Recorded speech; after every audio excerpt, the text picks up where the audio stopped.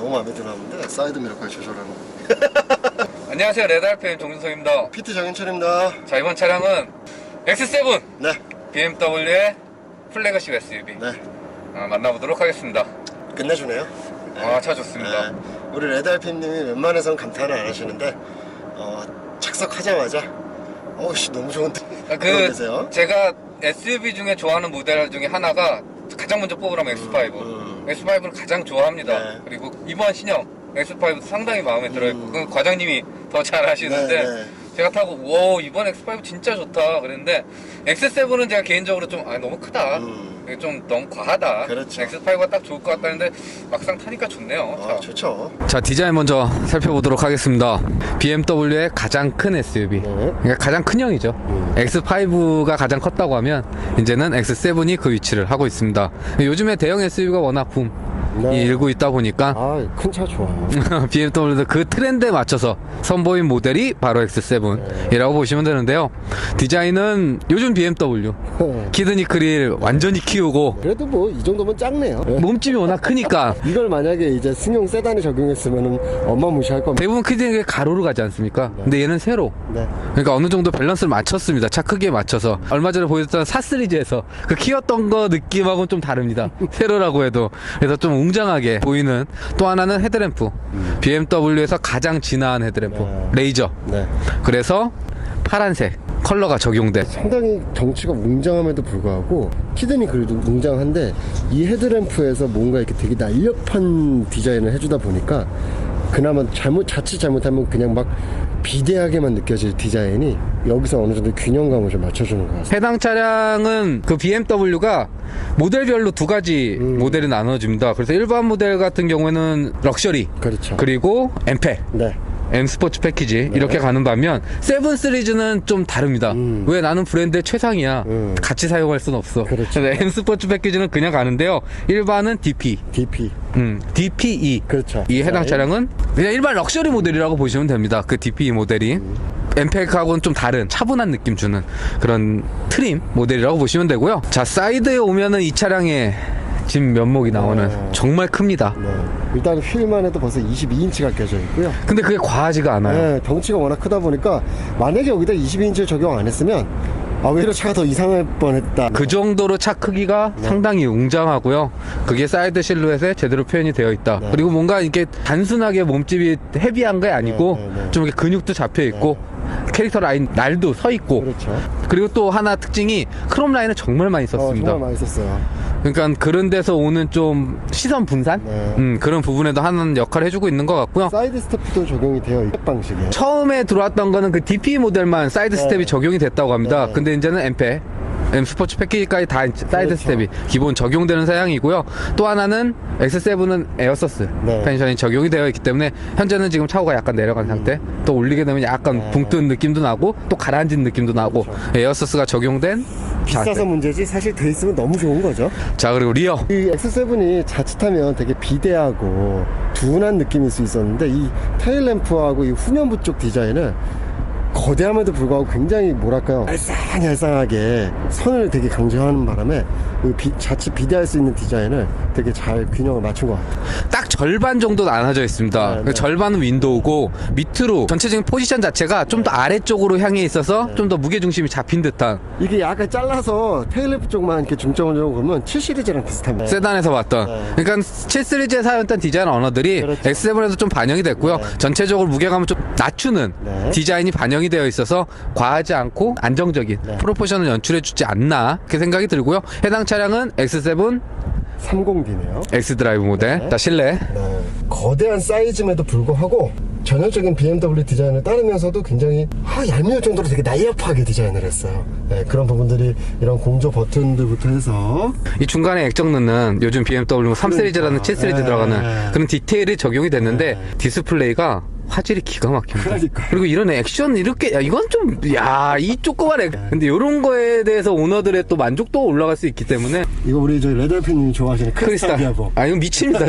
저는 이거 보면 또 아래다 X를 넣어놨어요. 너무했네요. 그래갖고 이게 보는 방향에 따라서 그러니까요. X가 하나가 보이기도 하고요. 4개까지도 보여요. 6개까지도 보입니다. 대박이다. 그러네요. 그러니까 이 크리스탈에 깎아놓은 그 각도에 따라서 이렇게 보이는데 너무 이쁩니다. 이상해요, 차. 이거 뭐 이렇게 많이 갖다 놨어, 차에다. 세븐이니까.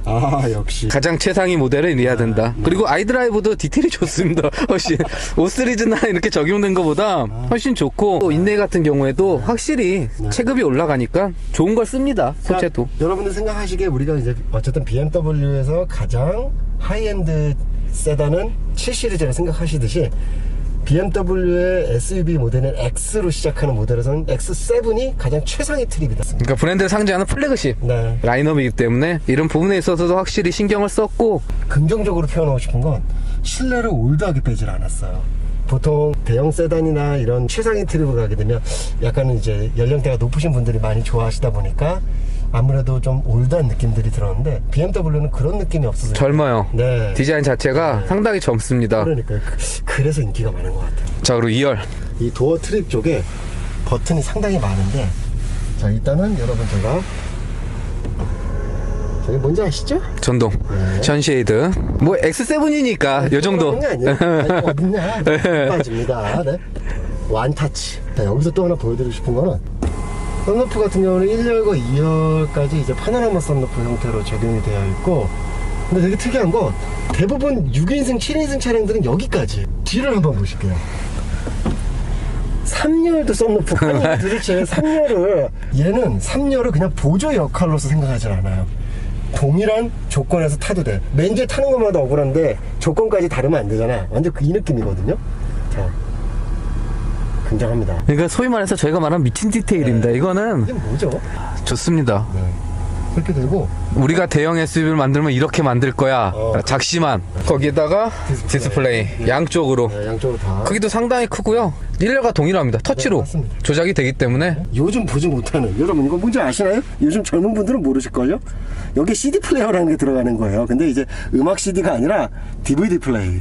예, 여기서 영화를 이제 보라고 하는 거죠. 그리고 밑에는 이어폰 맞습니다. 양쪽으로 해갖고 단자되어 있고요. 컵홀더 밑쪽에 이렇게 대놨다는 거, 이것도 굉장히 좀 신선한. 그러니까 아래쪽에다 이렇게 컵홀더로 해놓은 것도 좀 이색적이고 뭐 USB 단자나 공조기 같은 경우에도 다 잘 되어 있어서 뭐 무엇보다 이 독립 시트감이라든지 착자감, 그다음에 주행 간의 어떤 그 착석했을 때의 느낌은 역시 독립 시트와 쇼파형 시트의 차이점은 굉장히 크다. 자, 그럼 3열 한번 타보십시오. 네. 자, 여러분 제가 보여드릴게요. 어떻게 타는지.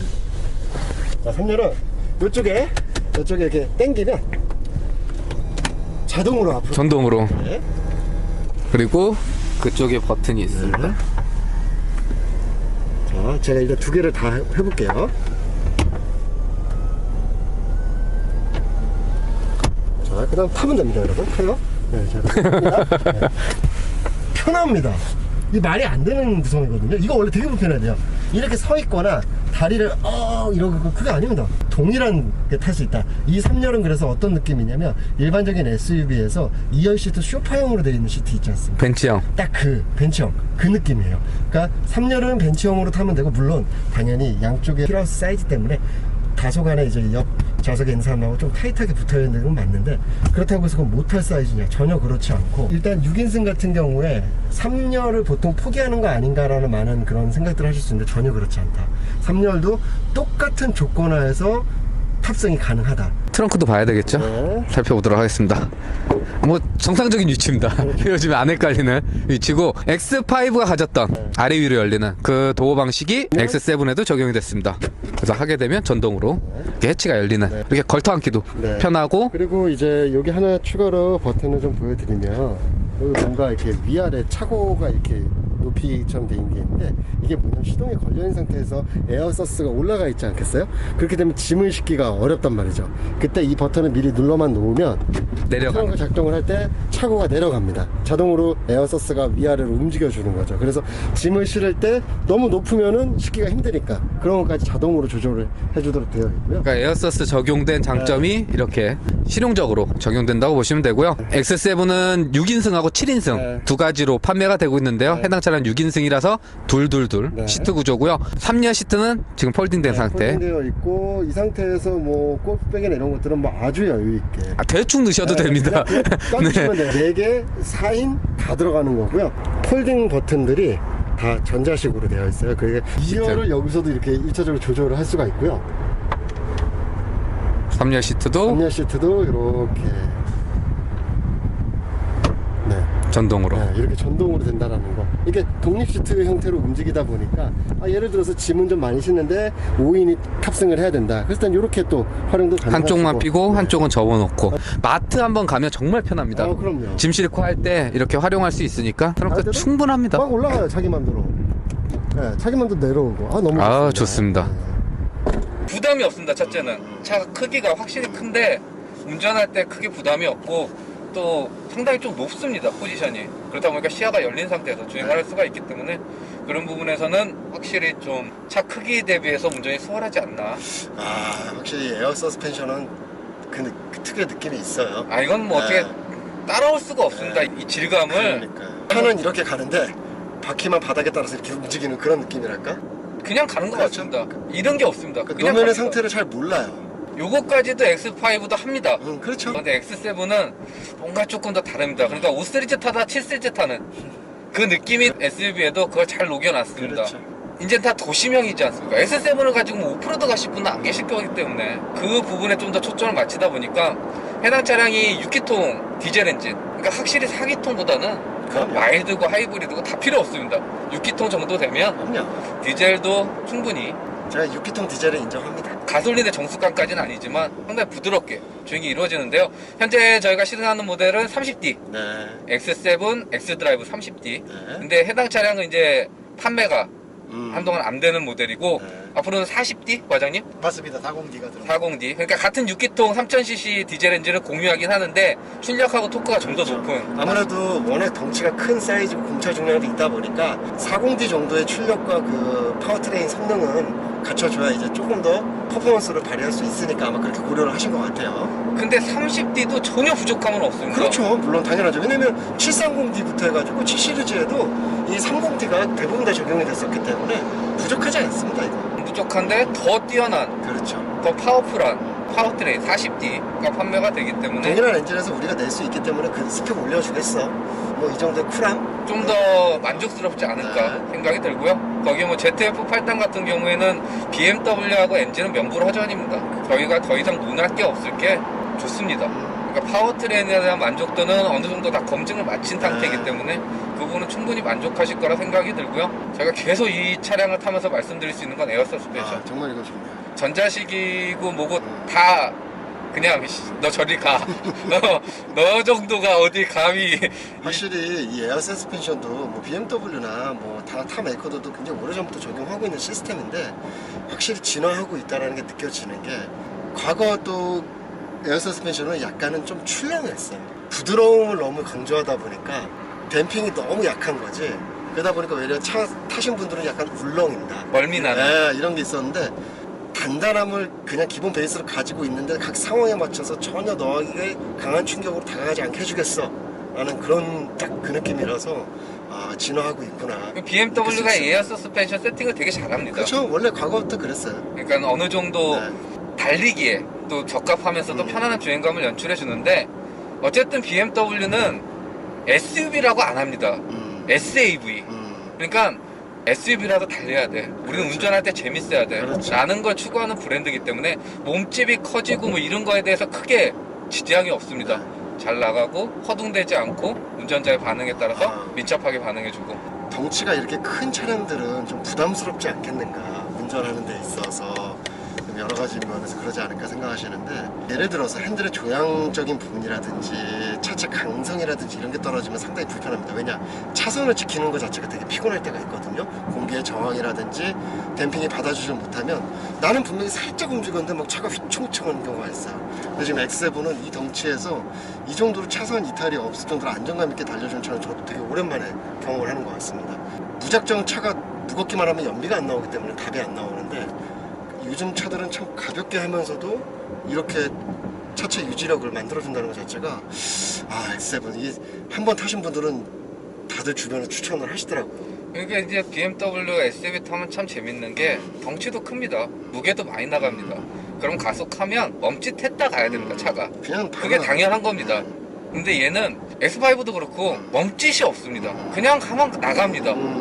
바로 밟으면 그냥 바로 나가는 거지, 밟고 웅 이게 아니에요. 그냥 밟으면 웅 바로 그냥 치고 나가는 거예요. 그러니까 이 큰 덩치를 가진 녀석을 주행하기 상당히 부담감이 없고 아니, 지금 편하고. 보면은 30D도 넘치는데. 충분합니다. 상공도 충분합니다. 야, 이제 근데 40D로 즐겨라. 5 시리즈에서 7 시리즈를 고려하시고 고민하시는 분들은 차의 크기도 있지만 품질, 그렇죠. 고급스러움, 그런 거에 대해서도 플래그십으로 원하시는 그런 욕구가 있는데요.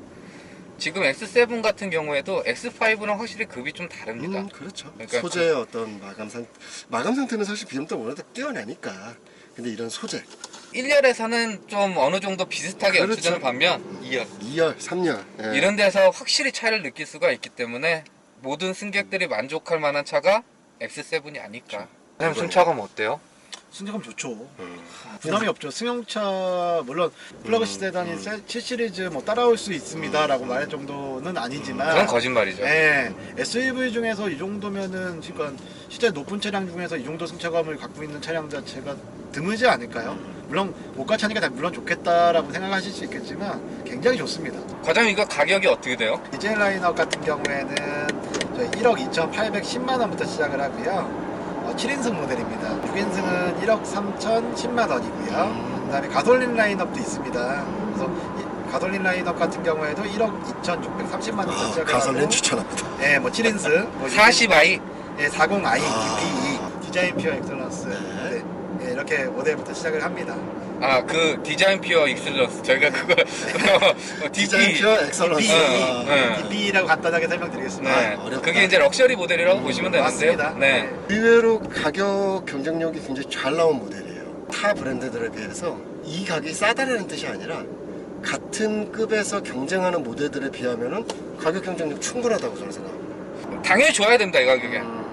가격이 있으니까. 근데 그거보다 조금 더 좋습니다. 자, 여기까지 BMW의 플래그십 SUV, 대형 SUV X7 만나봤는데요. 우리가 알고 있던 SUV의 개념을 완전히 뛰어넘은 차기 때문에 여러분들도 꼭 한번 기회가 되시면 시승에 한번 도전해 보시기를. 시승은 BMW 의정부 코오롱 모터스에서 진행하시면 돼요. 과장님한테 전화하시면 돼요. 과장님한테. 하십시오. 이상철은 레드 RPM 피트 정현철이었습니다. 감사합니다.